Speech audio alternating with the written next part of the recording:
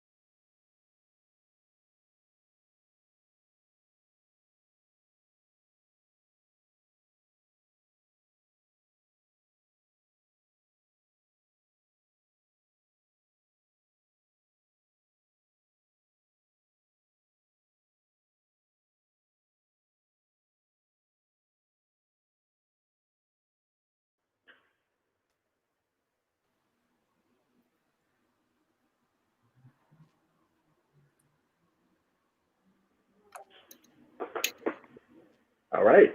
I think we're on. We are on, Joe. We're live. We're live. Wow. Well, welcome back. For those of you who didn't realize what happened to us, there was this storm and everybody lost power. So that's why we canceled our show on August 5th. But here we are on the 19th with some of the same people. So I'm Joe Cacaci, as you can see in the little box, co-artistic director, Berkshire Playwrights Lab. My colleagues. Hey.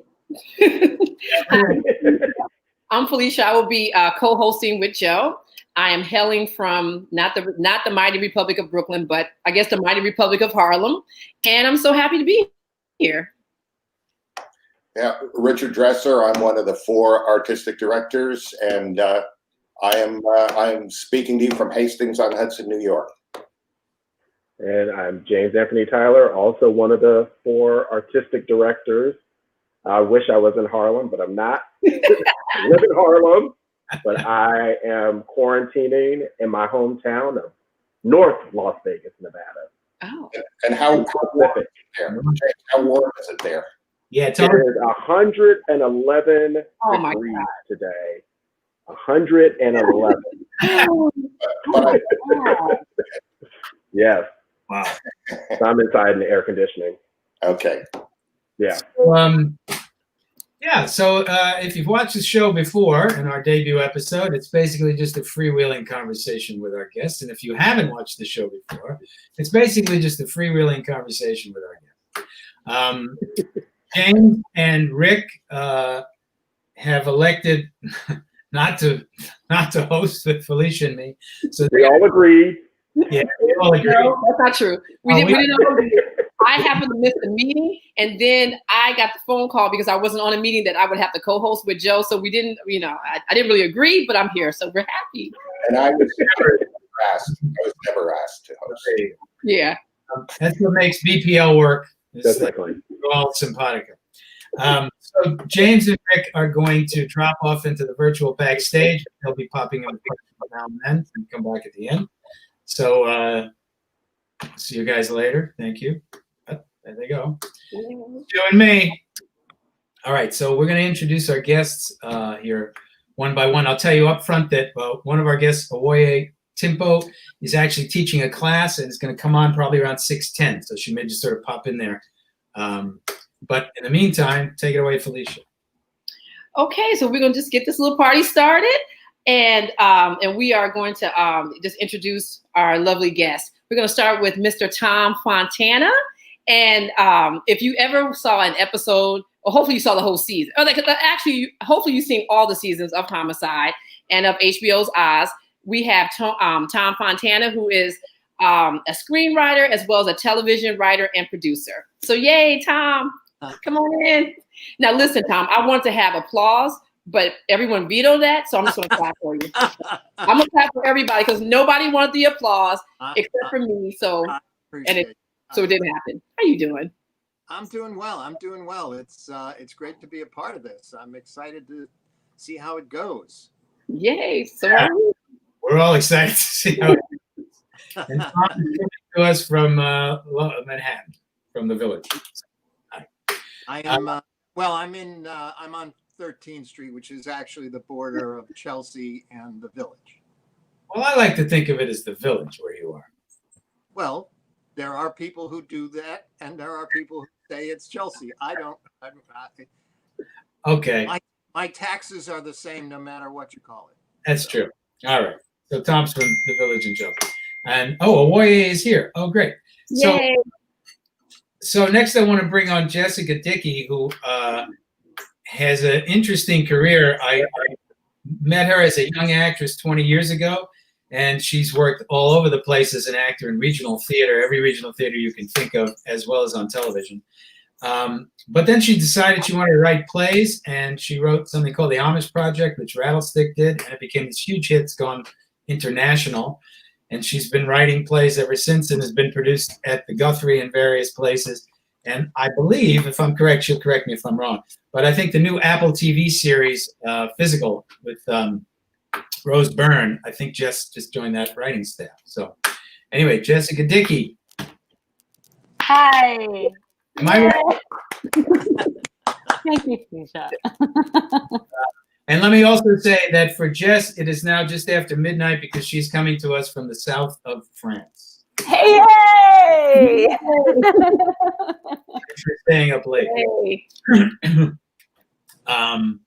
So Awoye is with us. Awoye Timpo is a well-known director and has worked at all kinds of places, from National Black Theater, the Billie Holiday Theater, the Atlantic Theater, the Vineyard Theater, pretty much every theater. And we're really thrilled that she was able to join us today. So please welcome Awoye Timpo. And then Hey, everybody. Good to see you. Hi. Hey. Greetings from Brooklyn. oh, that's what Republic of Brooklyn. Yes. That's right. Yes, I love it. Okay, and our last guest, and really not last, this is Miss Lillias White, and she's won an Obie, a Tony, the musical lady. She's also the voice of this new documentary, and this is like a little plug for me, but she's the new, she is the narrator of this documentary that I produced called Hoppy, the Role of Economics in the Development of Civilization, and her voice is fire. So without further ado, Miss Lillias White. Hi, everybody. Hi, how you all? Happy to be here. That's good. We're happy to see all you guys. Everyone's smiling. It's great. But we're smiling to keep from crying. Yes. Because the last few months I've cried a lot up in here. We cried for, the loss of the work, for the loss of the camaraderie, and, the togetherness of people when you get together to create. There's a family that's created. Yeah. And I'm missing that a lot. So I weep for that. I weep for our industry because I don't know when we're going to get back to what we're doing, the way we were doing it. Although things do have to change, and that's why we're here. Yes. So, but I'm happy to be here. I'm not crying today. That's good. Oh, I feel you, Miss White. I feel you. Yeah. Okay, so you have to summarize like our whole program here. We got to dissect all the stuff you said because we got to talk about this. When you talk about just missing the family, but in terms of like just theater, what are we gonna do? Like, what are we gonna do? I'm not sure. I have friends who are producers on Broadway and Off-Broadway and who produced around the country, and our options right now don't look very good in terms of how the logistics are going to work as far as getting people in the theater to sit next to each other. It's the way I've seen it, the way it's been proposed, people sitting one and then a space and one and a space, one and a space. That's not going to work. That's not going to work. The theater producers won't make any money. And I think that, sitting next to someone as crowded and as close as it can be in a theater is part of the experience. It's part of the joy of the experience of watching a live show. I don't know what's going to happen in terms of how they're going to make money. I don't know what's going to happen in terms of people who are going to be singing to one another and expelling all that air and that water and that stuff that comes out of us when we're emoting. So it's very difficult to say how we're going to survive this, but I do believe that the time will come when we will be able to be together again. I think that things have to change in terms of who is producing, who's directing, who is doing the choreography, who's the dramaturge, because a lot of Black people and people of color have been excluded from those things in the theater.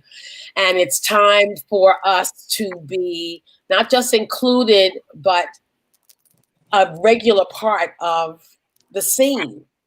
There shouldn't have to be a special anything. It should be when producers create their season, it should be automatic that people of color and Black people in particular in the United States are included. Yes. So we need more directors who look like us, more producers who look like us, more choreographers, more actors who are able to do Shakespeare and do things that we're not normally called to do. And it needs to happen as soon as possible. Awoye, have you noticed that anything in the course of your career, in terms of what Lilius is just talking about, has changed? Is it stagnant? And what's been your experience with that? Yeah, no, it's so interesting. I feel like, well, first of all, it's so good to see everybody. I'm big fans of everybody on the call. So hi. But it's really interesting. I feel like I've been in New York now for 17 years, and I feel like I have watched like numerous kind of evolutions. And I feel like the most recent evolution is that a couple of years ago, a lot of theaters started to produce more work by Black writers, by other writers of color, but it was really just kind of squeezing things in. It wasn't really, really kind of integral to the whole scene. So I think that exactly as Lillias said, the thing I'm excited to see is, there's such an amazing range of artists, as Lillias is saying, writers, directors, designers. And I think people have been trying to squeeze into a couple of slots, and hopefully what the future will be is kind of a changing of how we're actually just looking at the whole system, so we can really live inside of the abundance that exists of all artists and all different kinds of art forms on our 3D stages. So yeah, it's definitely been an evolution, but there's a long way to go, but no shortage of incredible talent. And I think the key really is going to be also just on the producing end, because I think, especially for myself, I work with a lot of Black artists and other artists of color, but on the producing side, there's actually not a lot of producers who look like us. So actually our art is actually being curated by other people. And so the thing that I'm excited about is for more of us to be curators of the art that we're in, so that I think it'll expand what's possible and what we see. Absolutely. You find that equally regionally, regional artistic directors as well as commercial producers? Yeah, absolutely.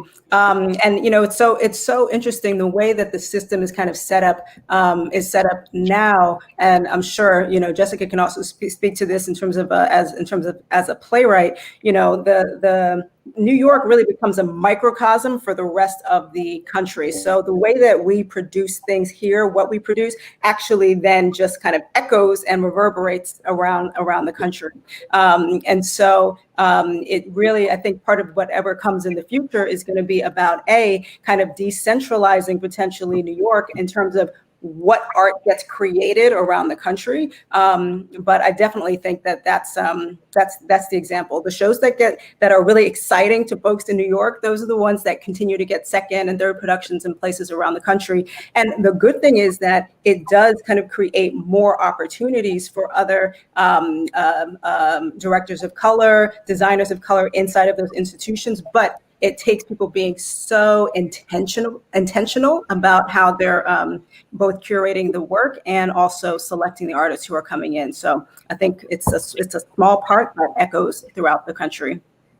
I want to get back to this, but yeah, go ahead. Sorry, there you go. It's your show. Okay, all I'm going to say was, do you think I want to come back to this point about Black producers, Black artistic directors, and everything you've been saying, but you mentioned New York as kind of everything's going to maybe emanate from there. If it does, do you think that with COVID, New York City then becomes less important, or is that a temporary, or you know what I mean? There's going to be some things that have happened to all of us, or that are happening to all of us, that are temporary, related to COVID, and then there's like what we're doing now. Mm-hmm. Other things that people may go, that wasn't bad. We had a woman from France on the show with somebody from New York. We couldn't have done that live, you know? I mean, so you guys have any sense of what the holdover from COVID might be, just in terms of New York theater and then theater on a broader range, like you? Mm-hmm. And it's always, it's just. Mm-hmm. And is that specifically for me or for everybody? Right. Anyway. Or you? All right, forget that question. No, I think it's an impossible question to answer, and like so many questions that are in front of us now, we are all waiting for, you know, the next phase, I guess, to see where our lives are going to be and how we're going to function. I know, you know, I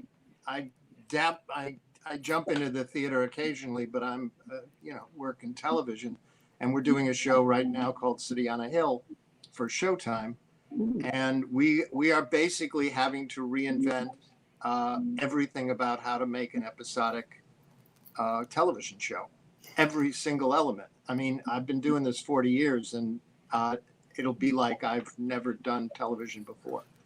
Wow. So but you know, we all want to work, and we all want everyone to be safe. So we're all, you know, we're putting in the time to try to figure out how to do it right. And whether we do it right, we'll find out. But, you know, as the showrunner, it's an intense feeling of responsibility. No, we're going to be asking people to come on a set and do the work we need to do, and work together to do the work we do. It's like, you know, it's a family as well as in the theater. And I'm not convinced it can work any better than the theater is going to work right now. But we have to keep going. We have to keep trying to figure it out. Yeah. Mm-hmm. I agree. Yeah, it's been so interesting to see like how the virus is, you know, the way that it's breaking things, and the things that need to be broken are breaking. And you know, and you can find that on every level, every system in place is, and its cracks and its rot that's inside of that system, from the top levels of government on down to how our theater works, is what we're talking about. It's all under the pressure of the virus. It's like what holds and what breaks is something that's profoundly disconcerting to watch, and yet not uninteresting. And it's been intriguing to kind of ask these things of oneself throughout it, and yet also watch, you know, with like a furrowed brow to see like how will we fadge, as Shakespeare says. And you know, and also I think I do think, you know, in terms of the theater, there's and TV, it seems to me that there's, you know, and you know, it takes like a big fire to let the little pine cones, you know, that are it takes a fire to sort of burn down the forest, and then new growth starts rampantly happening. And so you sort of hope that that's where we're heading, but in the meantime, it's really terrible to watch, and it's harrowing and inspiring at the same time. Well, it is about, part of this is about America has been so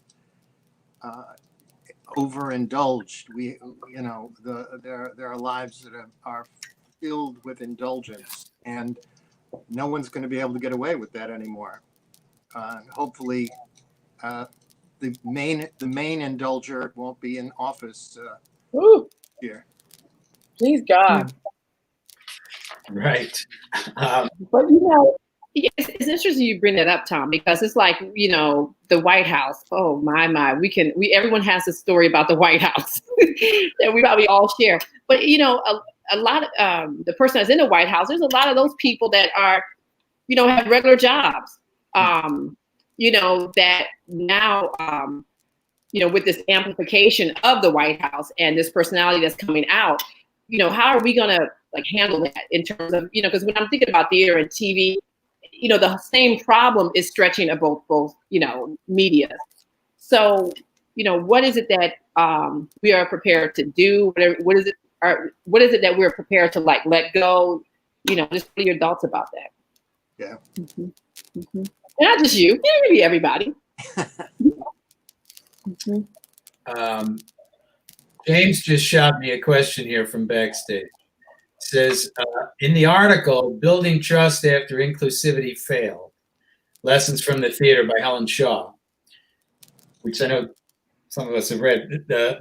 She states the nonprofit theater tends to believe it occupies high moral ground. How has your career been affected by that belief, that the nonprofit theater tends to believe it occupies high moral ground? Well, I guess the question is, does it? And how has that affected you? Because we've all worked regionally a lot. Well, I would think that the nonprofit theater probably has a higher moral content because it is more inclusive, because you are dealing with people in the neighborhood, people in the community who happen to want to do theater, and those are not always the elite people, in the community. A lot of times these are just people who are grassroots, and they want to be involved, and they don't. They make time. They make time to get involved in the theater and to be part of the productions. So higher morals, I think that's an individual thing, and we can't tell who's got what kind of morals until we see them in action. But I will say that I think that the community theater in particular is more down to earth. So maybe higher moral character, because they don't have the money to corrupt them. And what about by the nonprofit theaters, you're absolutely right. There's that, and there's regional theater outside of New York, and then back to, I guess, Awoye's point earlier, we have New York City nonprofit theater. So we got the Public, we've got MTC, we've got all the places we've worked with. How does that fit into that equation, do you think? Have they been? I'll just leave it at that. I think the pressure of keeping a nonprofit open, especially in New York City, has caused a lot of theaters, I won't name any specific ones, but that have leaned toward how do we do a show to get to Broadway, opposed to how do we create something that is unique to our audience that we serve. And I think that's a great danger. As you know, Joe, I was a Tony voter for 10 years. I voted. Anyway, it got to be so depressing going to Broadway theater because I quit being a Tony voter because I started to feel like there was a sense of the money, as you were saying. It was about the money. It wasn't about and I don't even want to say art. It wasn't even about the let's break it all down. I mean, obviously Hamilton did that, but Welcome to Margaritaville did not. Right. Well, I think you're right. There is a pressure on, I can tell you as a longtime artistic director, on nonprofits to come up with a hit, whatever the hell that means. But as I tell my students, if we all understood how to make a hit, we would make one and buy an island. But nobody knows how to do that. So all you can really do is do what you're passionate about and what you believe in, and do it well. And I think that's the responsibility of nonprofit. And just to bring it back to what we were talking about before, I think that the more the more experiences that you give your audience that may not be their own, coupled with the ones you give them that are their own, that's really what you want, which goes back to inclusivity, true inclusivity and diversity, and really telling stories that come from everywhere. So back to, I think it was you, Lilius, and if I'm misquoting you, I apologize. We're talking about not enough Black producers. And so the question is, how if we wave a magic wand, I mean, I think of producing and I think of, oh, fuck, I got to go raise $1 million. I mean, on the other hand, the other part of me thinks, somebody asked me years ago, why do you produce a play? I said, to be really honest, if I read a play and I really like it, I go, I really want to see that thing. And I don't trust that anybody else is going to actually do it or do it right. So, boom, I'm a producer and I'm going to go try and find the money. But how do we create that reality, do you think? And I know it's not waving a magic wand, but what are your all thoughts on that? How do we get there? I don't know. I'm a big proponent of putting pressure on people who have the money to contribute to the theater or to contribute to a great TV project. And, you know, people who look like me, there are those who look like me that have money, and I mean tons of money. And so I think that we ought to be giving them a little nudge and say, hey, you know, what about the National Black Theater? What about the various theaters that are around this country that are community theaters or nonprofit theaters or theaters that are in trouble, or theaters or shows that that you may read that deserve to be produced? You know, I think we got to start, you know, giving them the elbow and say, hey, come on, help us out here. So I don't know if that's going to work. It's not worked tremendously well for me in the past, but but I don't know. I don't know what else to do except to get with like-minded people who want to see quality work on the stage and on the TV. Yeah. Mm-hmm. And I'll just add to what Lillias said, and also as Tom is saying, you know, I think that so much of this is going to be about kind of breaking through the illusions of the ways that we've been working for the past, say, century. You know, as Tom is saying, you know, the system as it's set out is set up to support the development of plays in order that they become enough of a success that they might potentially move to Broadway. And then that becomes kind of like the pinnacle of how our entire industry is set up, which doesn't necessarily foster, especially given the people who are in charge of that system, it doesn't necessarily make room for all of the artists or all different kinds of art that you get to see at all. And I think that the key is that essentially there's so many amazing people out there doing this work already. I think the key is to hire those people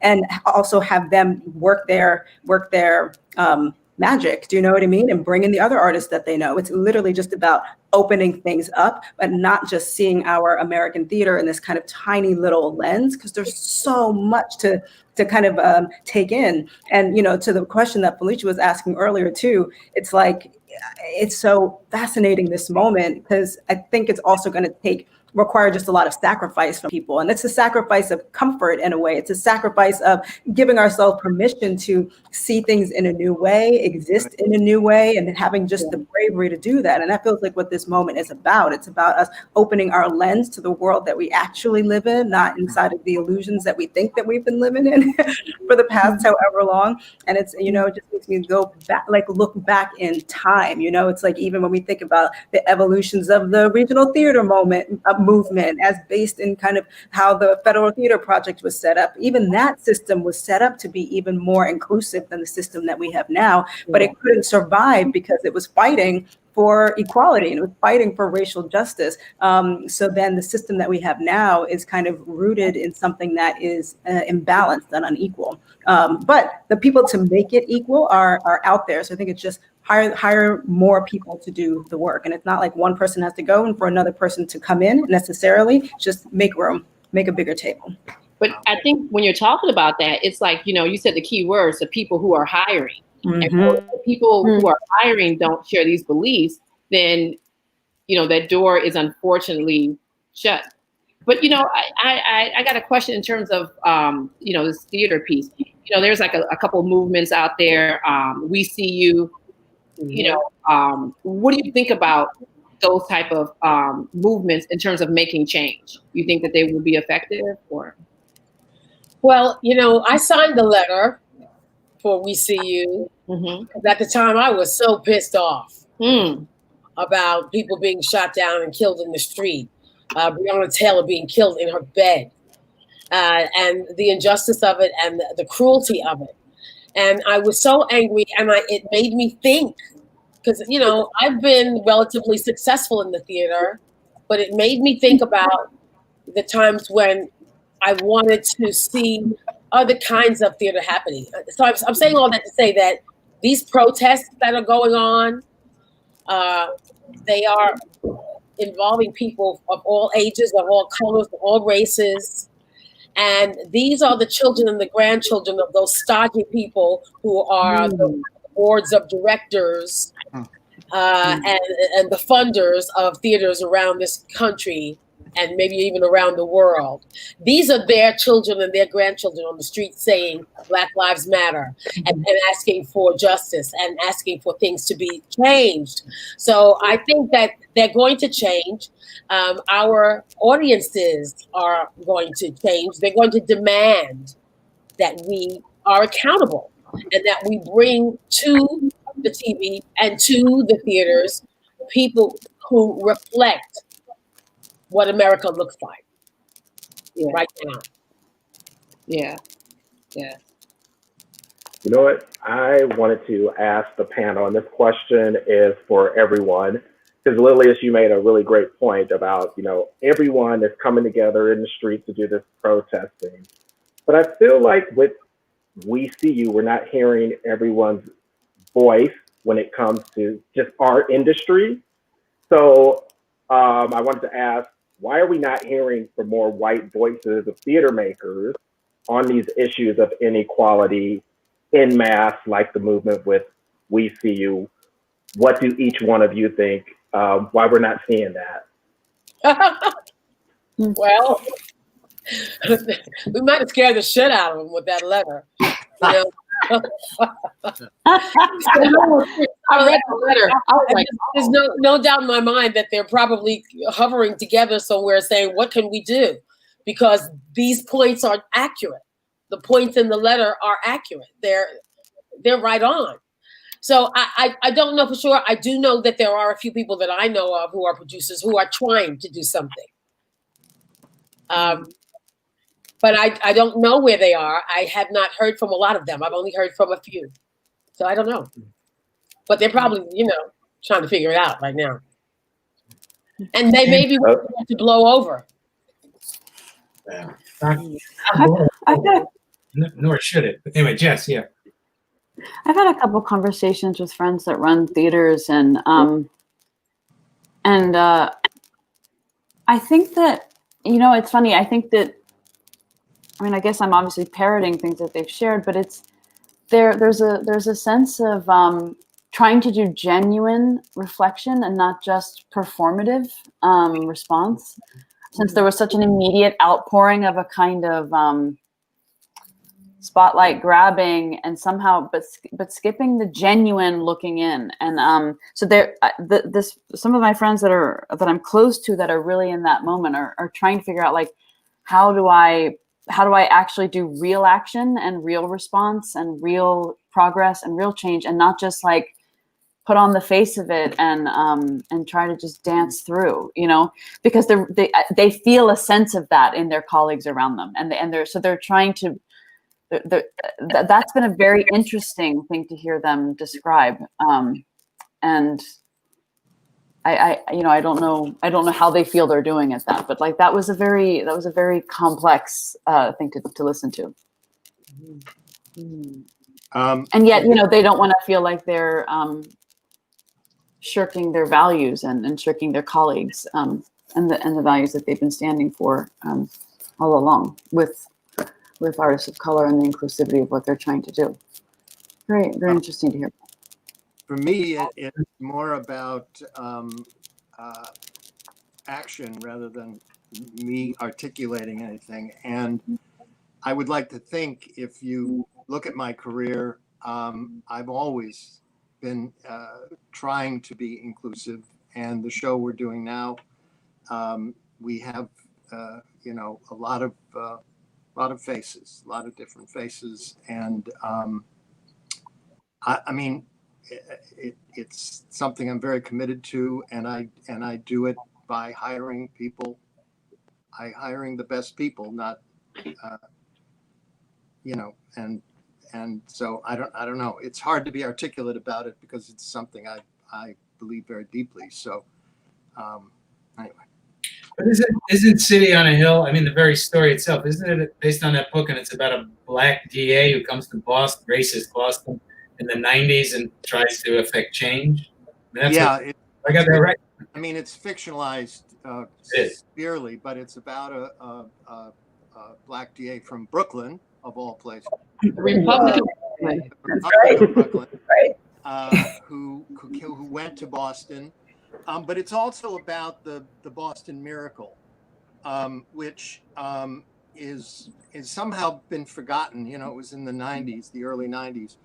And well, it was actually throughout the 90s, but over the course of about an 8-year period, because everyone came together, ministers, professionals, the city, the police, everybody came together and said, we have to fix this. We have to get the murder rate down. And over an 8-year period, the murder rate went down 83% in Boston. And so that's part of the story we're telling, is how that came together and how hard it was for it to come together. Because, you know, a lot of television, we fixed it in 43 minutes and now everybody's happy. Mm-hmm. But ours is really, it's been, the first season was about it, and the second season is even more about it, because we're actually trying to show the evolution of the Boston Miracle as accurately as we can. You know what, Tom? You know, when you were, you know, thank you. First, I was saying thank you. Was it hard for you to sell that ideal, or were they just like, oh, okay, yeah, that's great. Come on, you know, we don't have a problems with your cast choice or anything like that. Was it? I mean, like, was that a hard deal to sell? No, I would say, when you started. I would say with Showtime, they were remarkably embraced the whole thing. They have never questioned the storytelling that we're trying to do. I mean, they give us notes because they have to, but yeah. but it's not. Nobody's ever said to us, "Oh, do you have to do that?" I mean, when I was doing Homicide, literally a network executive said to me, "Oh, you know, every week it's just so relentless, and the poverty, and why do you have to show all that? And can't there just be," literally quote, "can't there just be people singing on street corners?" And yeah, no, this was a network executive, and I was like, I don't know. I mean, because the show was set in Baltimore, I said, more black men die in Baltimore in a month than soldiers storming the beach at Normandy. Mm. So I was like, I don't know how I can tell that. I mean, that certainly could be a part of that story, but it can't be the story. No. I mean, first of all, the show is called Homicide, so you can't really get it around that. But anyway, You can't make it a musical. Yeah. Okay. Yeah. And also to the point that Tom is making, also, I think that word action feels so important, because, you know, the interesting thing is, I mean, as of right now, as far as I know, most theaters are not planning any shows until March of next year. So I think that, James, I think that people are kind of taking taking the demands of that letter. And for some people, I think from people whom I've talked to, it kind of goes in so many different ways. There's some people who are kind of taking it as like a roadmap. Okay, these are things like, okay, if I take this document for how it could be really useful, it's let me see how I can implement A, B, C, and D in a really clear and actionable way. And I think some people are on board to do that, and some people are like, I don't know what to do. This means I have to surrender power, and what is that going to mean for me? So then some people are kind of scrambling. But I think in a way, people are kind of in hiding right now because there's there's nowhere for us to go. And so I think it's going to be really interesting to see once people start to announce their seasons next year, what that's going to look like. But then I'm also very cautious because I keep thinking back to like the Reconstruction era, and it's like, it was like this era we were building, and it was like Black people were like, we are able to do a whole bunch of things, and what people built was extraordinary in that time, and then it all got ripped away. So I think the lesson 2 for now is going to be about how to both rebuild from the inside something that can live into the future, and hopefully not like that time after 10-15 years get dismantled. But I think people are working, but it's revealing a lot of stuff for them also inside of their institutions that they're having to dig through. You know what I want to follow? Oh, go ahead. Sorry, Tom. No, I just wanted to say I'm on the board of the Williamstown Theater Festival, and I was a playwright at the Williamstown Theater Festival back. Euripides and I were doing plays together back then. But Mandy Greenfield, who's our artistic director, she took that letter to heart, and she not only wrote a response to the board to say things are going to change, but we actually had like a Zoom seminar about it. And I mean, and Mandy's somebody, she comes from Manhattan Theater Club. She's always been an advocate, but to see her embrace it so completely was awesome, I thought. So coming up. Oh, yeah, you had it. I'm sorry. Go ahead. Yeah, I wanted to just, because Awoye, you brought up something so interesting about rebuilding from the inside, which I feel, me personally, is just an umbrella thing that we need to do in our entire nation, rebuild from the inside. And I just wonder for each of our panelists, what does that look like for each of you, rebuilding from the inside? I mean, we talk about a broken education system where we, through education, stories are told, and heroes are planted through our educational system, and a lot of us, I'm watching some interesting stuff right now. I won't talk about it, but, people know just the surface level stuff about Martin Luther King, Dr. Martin Luther King. And that's, and no one else is really included in our educational system. So, I mean, for each of you, rebuilding, I mean, what does it just look like in the theater space or our country as a whole? So for me, rebuilding, it starts with teaching the truth. And it starts with teaching the truth about how this country was founded, how it was built and who built it, and who profited from that.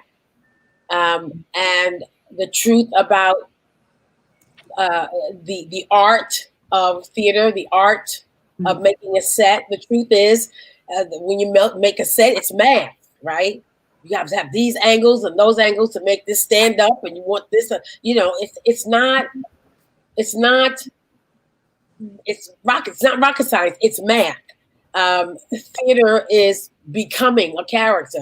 Acting is becoming a character, and making it as truthful as possible.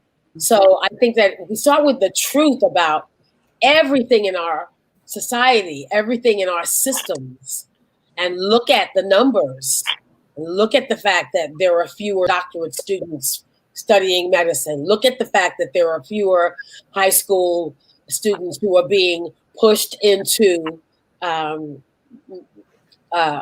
important careers. And look at the fact that there's an imbalance in the educational system in our country all the way around. We have to just deal with the truth, I think. Yeah. Can't say it better than that. The truth scares people. You know, it's like, I think as a Black person, because I am Black, you know, it's like I have to be faced with the truth every single day, like every day. And when I saw, like, you know, these letters going out and people, was reading them like, oh my God, I can't believe this is happening. But I don't know, like it seems like if you didn't know this was happening and this is 2020, okay, I don't know, I want to have faith that we'll be able to push through this. But if you didn't know that these things existed and it's 2020, what are we going to do about that? You know what I'm saying? Like what type of change, is going to really be able to, to happen, and should we wait for the change of inside a person for us to make maybe some other types of things in place so that, even if you don't believe in the change, or even if you're not going to change or whatever, it doesn't matter. This is still how we're going to operate. Mm-hmm. It's such an amazing question, Felicia, and I think you're totally right. It's like this has been these things that we're talking about have been going on for so long. It feels completely disingenuous for people to say, "I didn't know what was going on." They didn't know. Yes, exactly. There's things that you might not have really understood at a certain level, but it means that you were not listening or hearing what people are saying. And we've all been shouting and screaming for so long. But and to tie it into what Lilius was saying, to me, so much of this it's kind of doing both two things. It's one, kind of planting new seeds for the future, and I think that it's so important for us. If I think particularly about us, like Black artists, to think about what are we building? How are we supporting the things that have been built to support us? Because that is where the love is for us. Do you know what I mean? Yeah. How do we continue to build on that line? And then to James's point, my family is from Ghana, and we have a saying. It's Sankofa. And it means, looking to the past in order to build for the future. And I think it's so exactly as you say, we have to look to the truth of where we come from. We can't just kind of build on rotted soil. I don't know anything about gardening, so I don't know all the soil terms. But that's true. Right? No, ain't going to get you nothing. Yeah, exactly. It's like the ground has to be fertile, and it's like you have to kind of excavate and look back to where you are. Otherwise, we're just going to be building on top of land that is not really ready. So it's both looking back, remembering who we are and the greatness of who we come from and the power of the things that we have built, and then using that to build for the future. I agree. Is it naive of me, and just feel free to say yes, shut up. But is it yes, girl, it is. If whatever you're about to say, yes. The answer is to think that we, and by we I mean, as artists in the theater and TV and the movies and anything else, rather than trust that the country's going to do the right thing, that we kind of sort of lead the way, because people do tend to formulate opinions ultimately by what they saw on TV, what they heard in a song, they read in a book, and that's what we do. So can we not help that, or is it too big for that? What do you all think?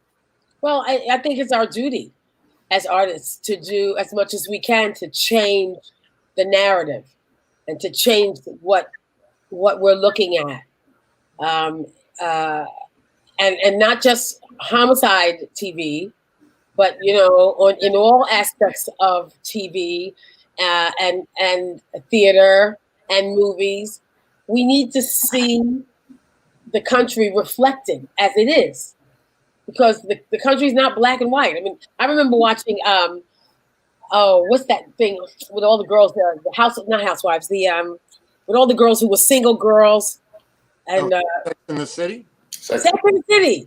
Yeah. And I tried to watch it. And I tried. And then I said, what city are they in? Because I live in New York and I have white girlfriends. And I go to LA and I hang out with my white girlfriends and my Hispanic girlfriends. And I, and I've had a white boyfriend, and I know, white people that I know who've had black girlfriends or black boyfriends. And I'm saying, what city is this? And I kind of said that when I went to the audition. How'd that girl? And they hired you. Good for you. A hush fell over the room. Mm-hmm. And particularly because I think I flirted with the casting director's boyfriend, who was really cute.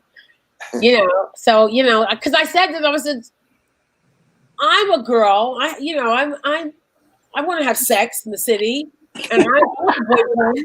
And then I said something like, how about you, honey? And so I don't think she liked that too much. But the point was that I didn't see myself reflected in that city. And to me, that's not a reality. It is a reality for some people. And, there's some black people who only hang out with black people. And there's some white people that only hang out with white people. They don't even know any black people personally, closely. But I don't know what the question was. But anyway, I got off the topic. That was the topic. That was the question. How can we do something?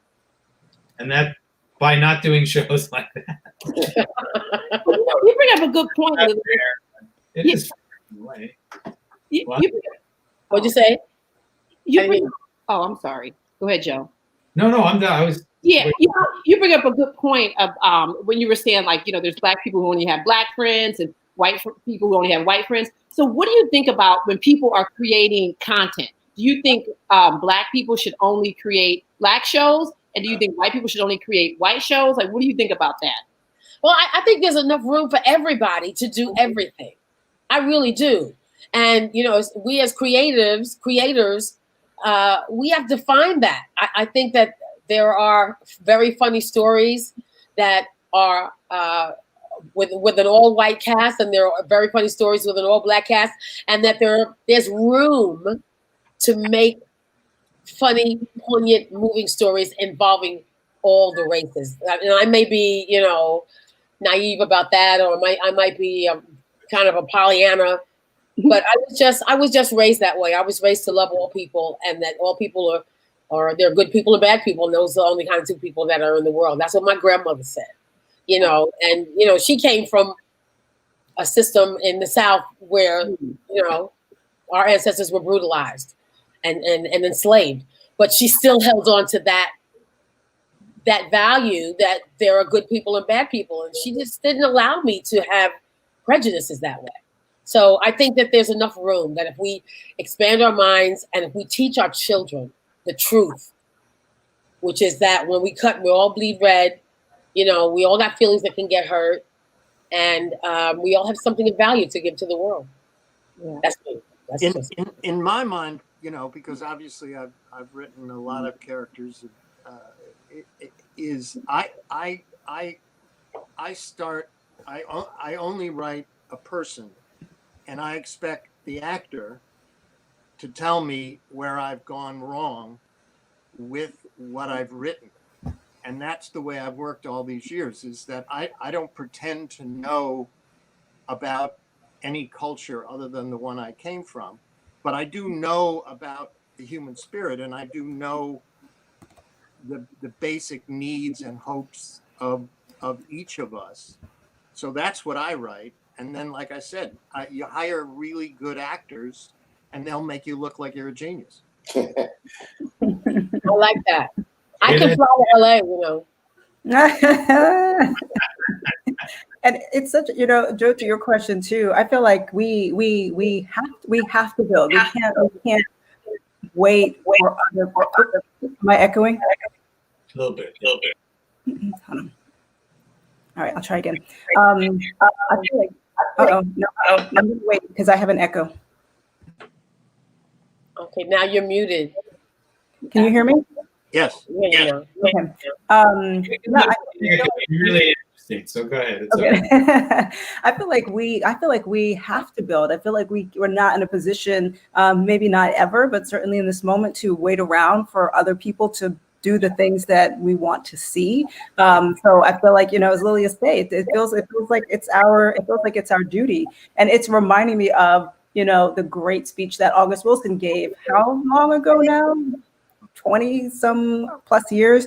And just to the question in terms of what the landscape should look like, it 100% feels like there's so many stories, so many different people who want to tell stories. Like there's plenty of room to see things. And also sometimes, and this might be an unpopular view, sometimes I feel totally happy to just see the Black people in the thing. And sometimes I feel totally happy to just see the white people in the thing. The thing is about the equality. August Wilson said that it wasn't, it's not that he didn't believe necessarily that there was no white directors that could direct his plays, but he says this landscape is not equal. And until it is equal, no white director is coming near my plays. He had to put his foot down, not because he didn't think there were other talented people who could understand that the life of the people, but it was like he was trying to balance an inequality. And I think that's the thing, that we need to just balance inequality. Everyone can tell whatever story they want.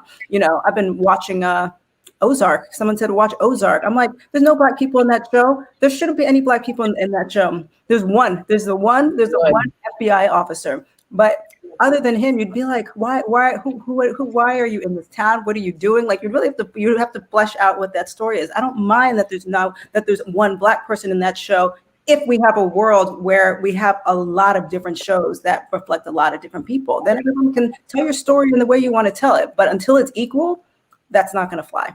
Right. I agree. That's very well said. Yeah, I had a question. It feels like we're in this moment where there's the potential for enormous change, profound change. And I agree with everything that's been said in terms of what we can do. But as you look at, there have been other times in our history where it seems like you mentioned during Reconstruction and the Civil Rights Movement, when it seemed like there was going to be greater change than there was. What do you see right now as the greatest roadblock to real change? And it's really, whatever it is in the theater, it's in the country. It's the same, we're all dealing with the same kind of thing.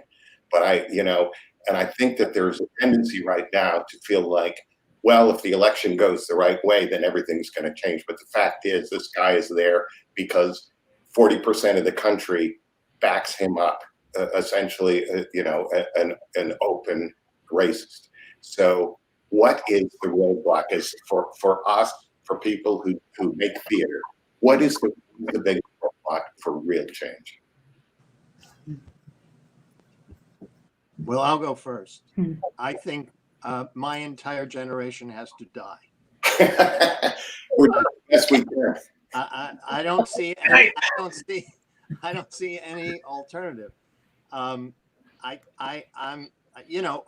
came through the 60s, through the civil rights movement and the anti-Vietnam War movement, and I really thought my generation was going to change the world. I really believed that. And I am so disgusted with my generation, and I am embarrassed by it, because we seem to have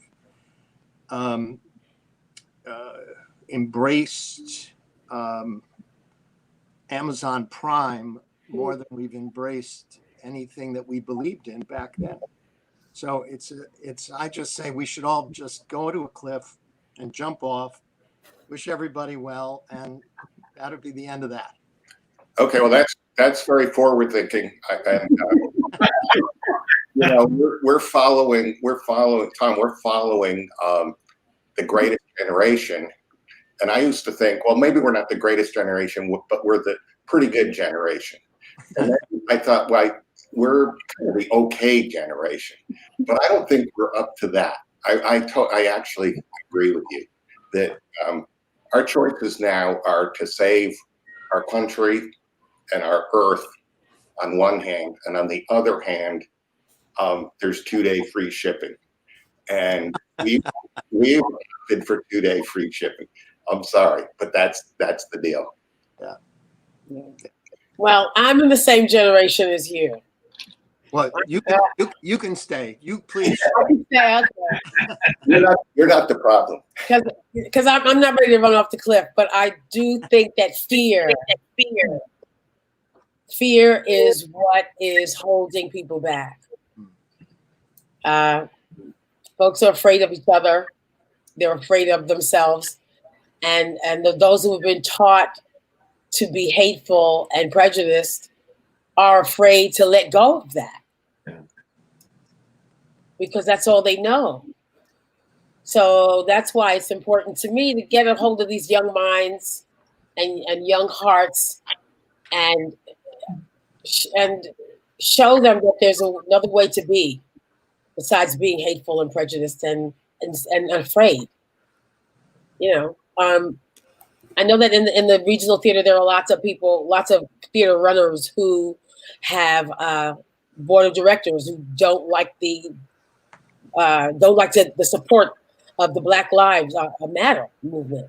So some of them may be threatening to withhold their support in terms of the money. So we gotta not be afraid of that and say, okay, if you don't want to support the theater because we support Black Lives Matter, then we'll have to find somebody else to do it. Yeah. But come back to those celebrities that we know, and not just actors and producers and directors, but people who make a lot of money in the sports and that we go see, and people who make a lot of money in banking that we pay a lot of money for.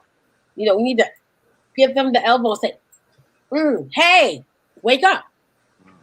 Do something to help the world. That's you know what? I think we need to put the squeeze. I think the people who have figured out some stuff need to squeeze the other ones. Like, Tom, I'm expecting for you to have a meeting at your house, and you got to put the squeeze on the other people in your generation. Because that's the only way.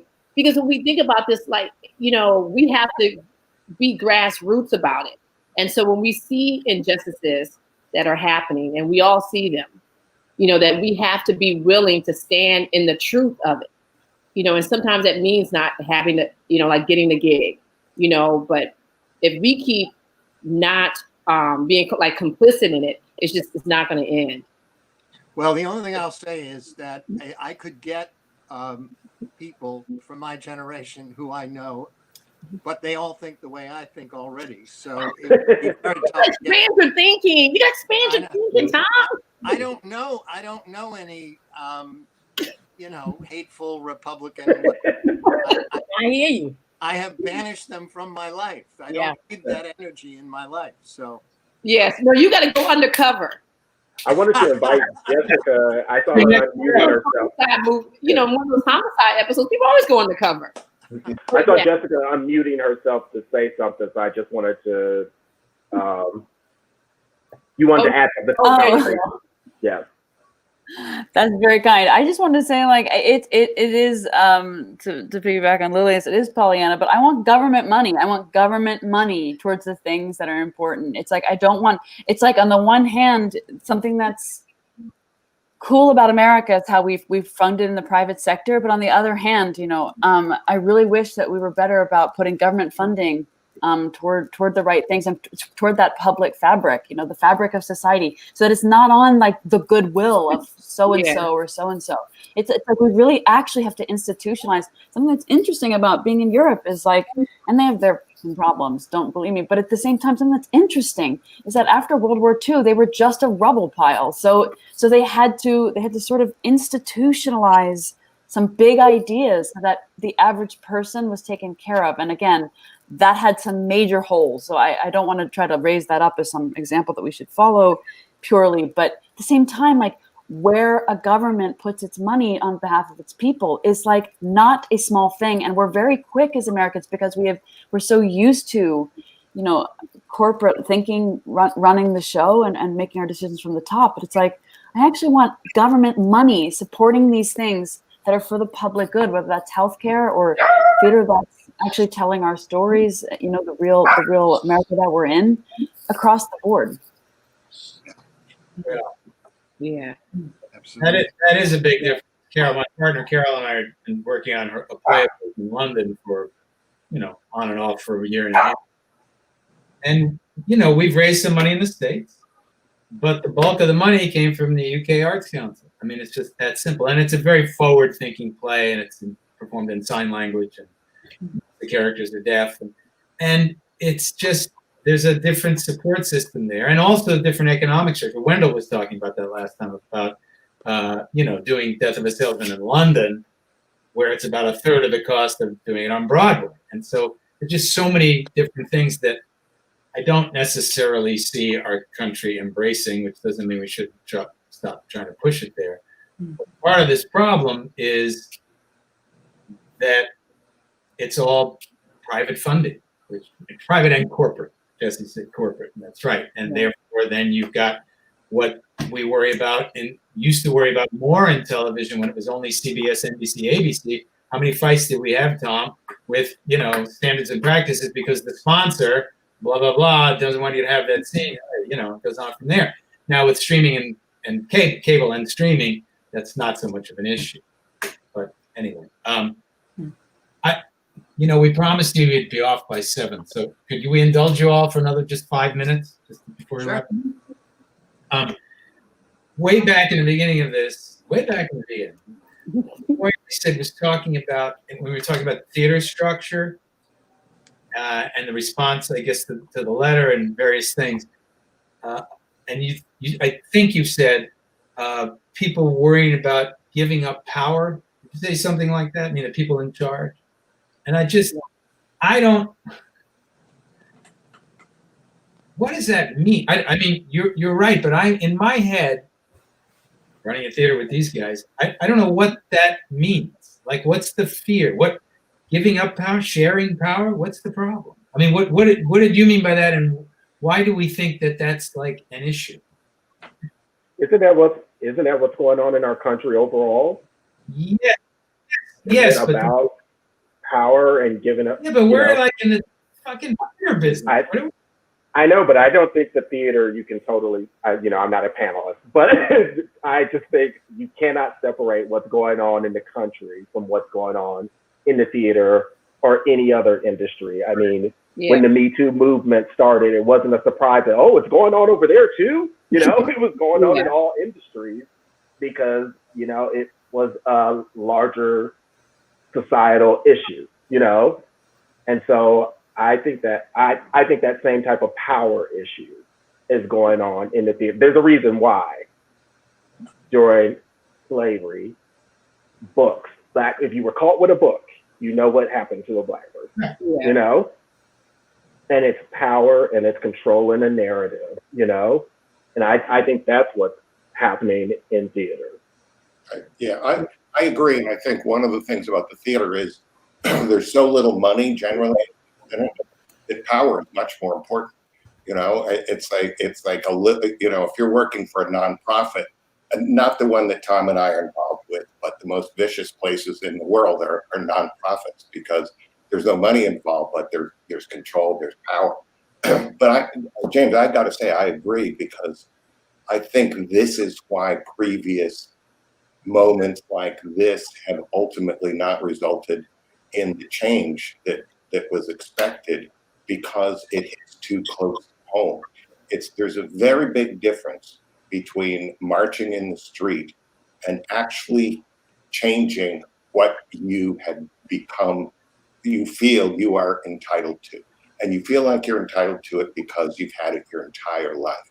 And it sort of comes down to a very intimate, very personal kind of thing. And so I think that's what we are up against in this moment. Is it's about giving up. It's about people giving up power, giving up personal power, giving up things they've expected to have for their whole life. And then all of a sudden, the summer of 2020, and everything is up for grabs. And I believe it is going to be different, but I believe it is going to be a cataclysmic change for a lot of people to recognize that as good liberals, whoever they are, that it is very personal change in their lives.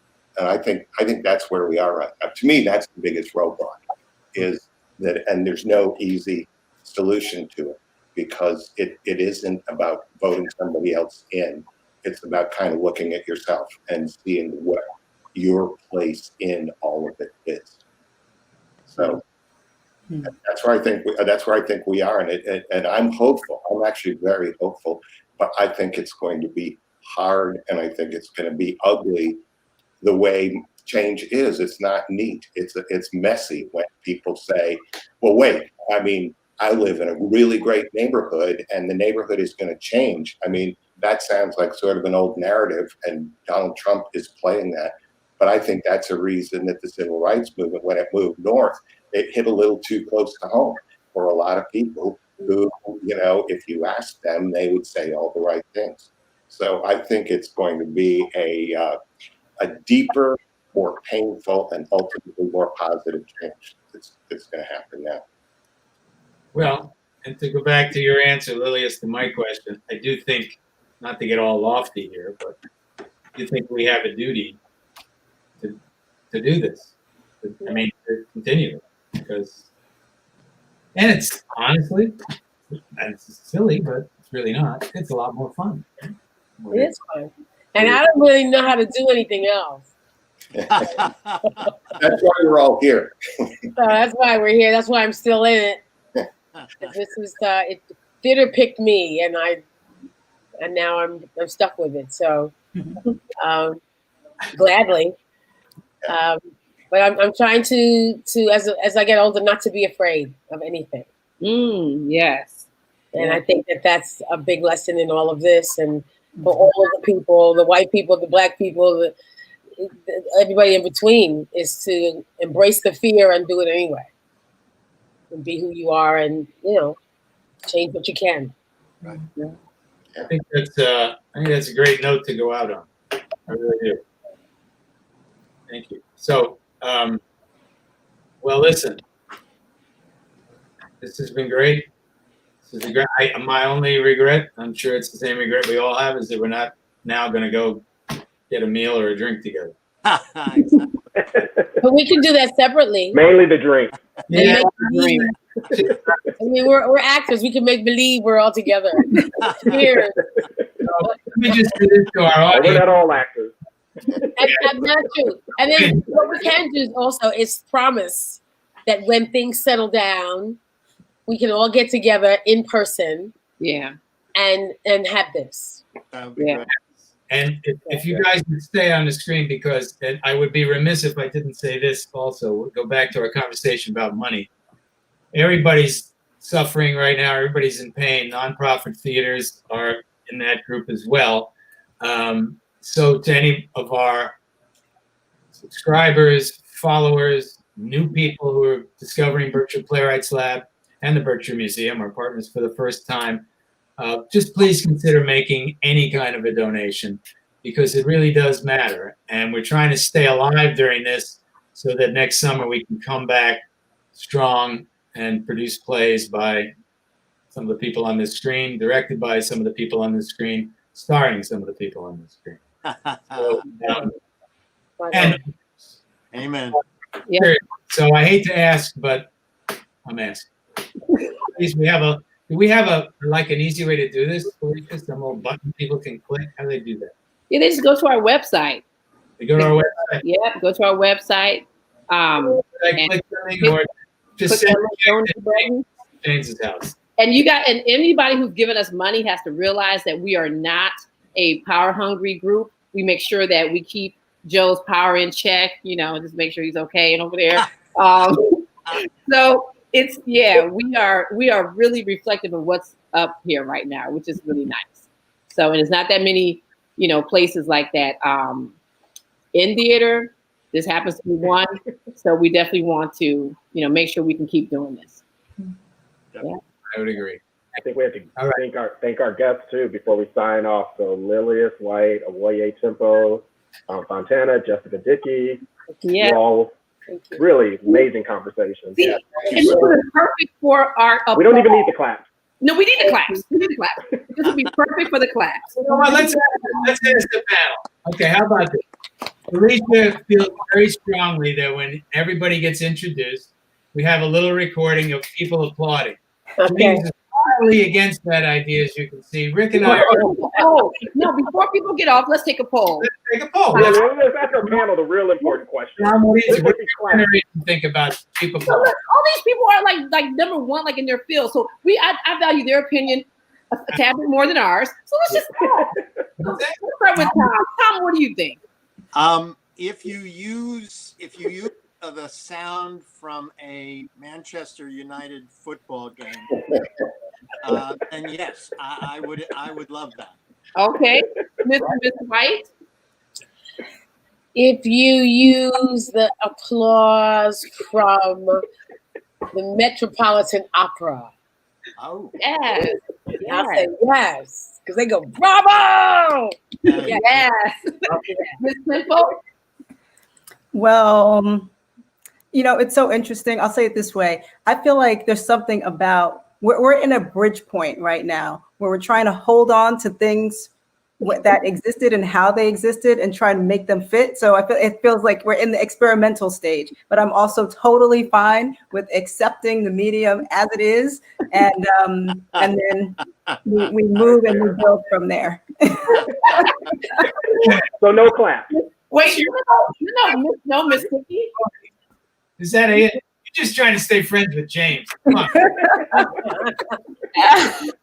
We're friends for a reason. Yeah, I appreciate what Awoye is saying. It's like I like the idea of like accepting the limitations of this form and saving and letting ourselves savor the aspects of the live thing, and so that when we have it again, it's fresh and new and it hits our I hearts. think you need one more person to break the tie. That's No. me. And I Breaking the tie. This is it. No, we already know where everyone else stands.